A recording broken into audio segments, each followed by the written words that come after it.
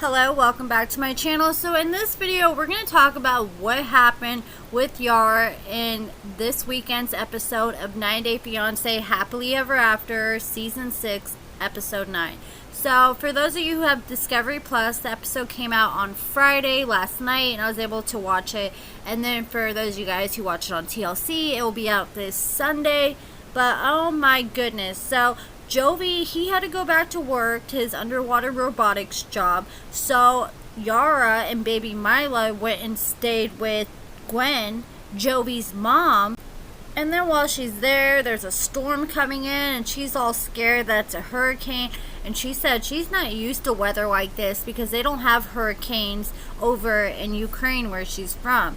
So Yara was supposed to be staying with Gwen for a while, and after 2 days she said she wanted to go back home and she wanted Gwen to drive her. So Gwen, Jovi's mom, she was like, you want to go home already? Are you sure? Because if you want to take a nap or want a break from the baby, I'm not going to be there to help you.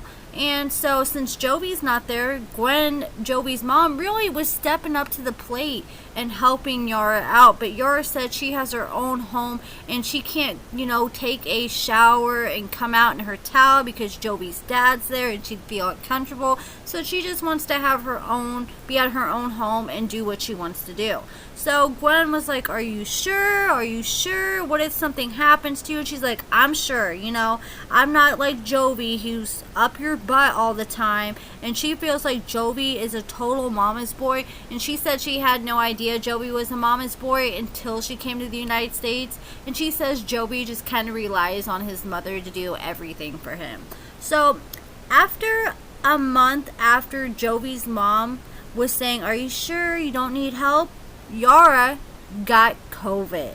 So she said she got COVID while she was out in New Orleans. Jovi, he just could not understand how she contracted the virus, but she said that there was a lot of people out in New Orleans that weren't wearing their mask, even though she was always wearing her mask.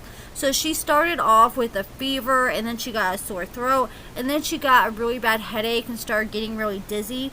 And she said she got so bad to the point that she couldn't even take care of Mila by herself. And she couldn't even walk to get food or water. And her milk started to go away because she's breastfeeding Mila. So she ended up having to call Jovi's mom, Gwen, to come save her, like Gwen thought was going to end up happening.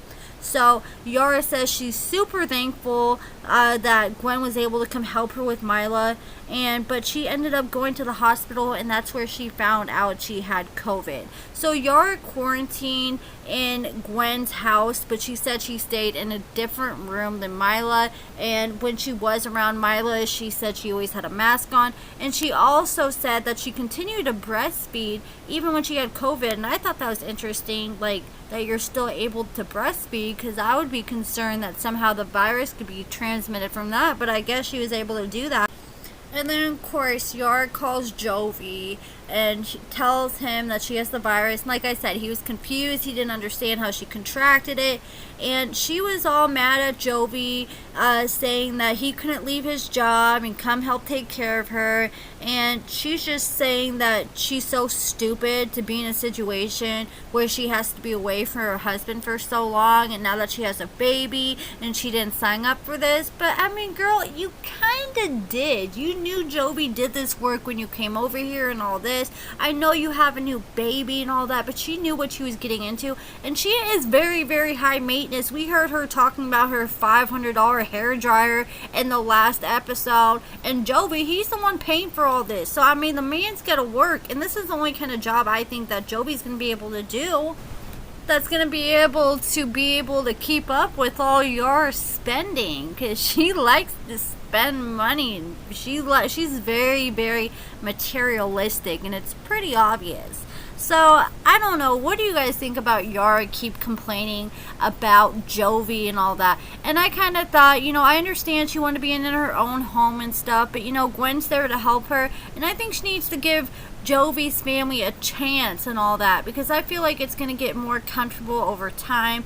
And, I mean, she keeps talking about how she doesn't have help, but she has Jovi's mom right there stepping up to the plate, so she can't really get mad at Jovi, because Jovi is helping her every way he can by making his mom step up. I mean, I knew his mom would step up either way, whether he asked her to or not. And I just think Gwen, Jovi's mom, I think she's a fantastic grandma. She really, really, really reminds me of my mom and the relationship that my mom has with my daughter.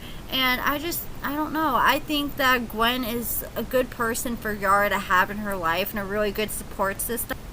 And she said she feels like it's her responsibility to step up as a role as a mother to Yara, since Yara doesn't have the support of her family around her in the United States, because they're still all stuck back in Ukraine.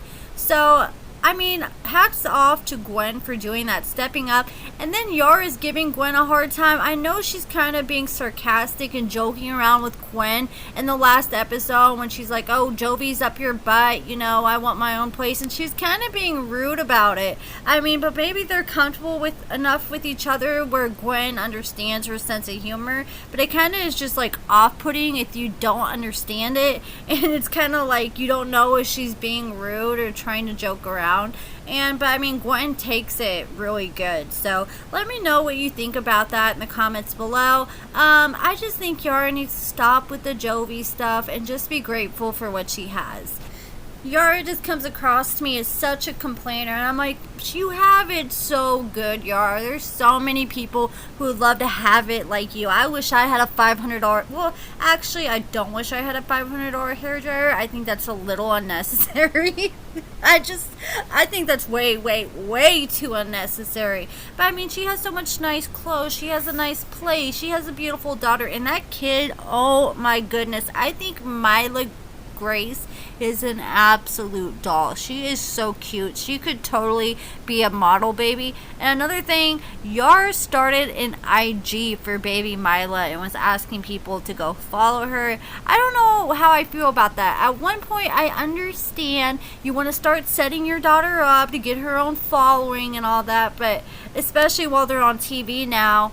But at the same time, like, are you gonna allow her to log into her Instagram when she's like 5 or when she's old enough to know how? Or like, how is that gonna work? Like, I guess it's okay if Yara runs it until Mila Grace is old enough. I don't know. Let me know your guys' thoughts on Yara starting an IG for her baby in the comments below. Make sure you hit the thumbs up if you enjoyed this video, subscribe if you haven't already, and make sure you turn on the bell notification so you don't miss it as soon as I drop another video, because I'm going to be dropping videos all weekend and you don't want to miss it.